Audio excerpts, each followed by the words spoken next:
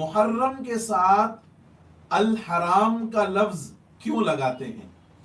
دیکھیے، عام طور پر حرام کا جو لفظ ہے ہمارے عرف میں یہ حلال کے اپوزٹ سمجھا جاتا ہے، اور شاید جو سوال کیا ہے جناب واجد علی صاحب نے، ان کا منشا بھی یہی ہے، اور یہی سوچ کر کے انہوں نے سوال کیا ہے کہ محرم عظمت والا مہینہ، فضیلت والا مہینہ، اس کے ساتھ لفظ الحرام کیوں لگ رہا ہے؟ کیونکہ عام طور پر ہمارے عرف میں حرام بہت بڑے گناہ کو اور بہت بڑے ناجائز چیز کو ہم سمجھتے ہیں۔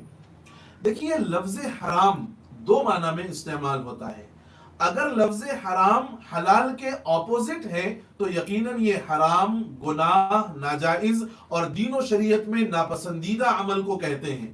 لیکن الحرام کا لفظ یہ تعظیم، عظمت اور احترام کے معنی میں بھی آتا ہے، اور محرم کے ساتھ یہ جو لفظ لگا ہے یہ اسی معنی کے اعتبار سے ہے کہ یہ تعظیم، عظمت اور احترام کے معنی میں، یعنی قابل عظمت اور قابل احترام اور محترم مہینے کو محرم الحرام کہتے ہیں۔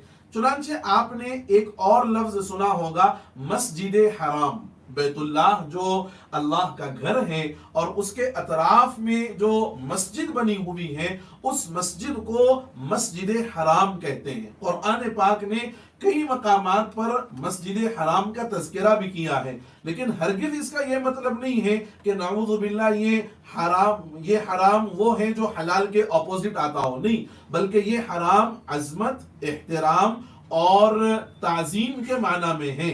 وہ معنی جو ہم سمجھتے ہیں وہ معنی یہاں مراد نہیں ہے، چونکہ محرم الحرام عظمت اور فضیلت والا مہینہ ہے، اس لیے اس کے ساتھ لفظ الحرام جوڑا گیا ہے۔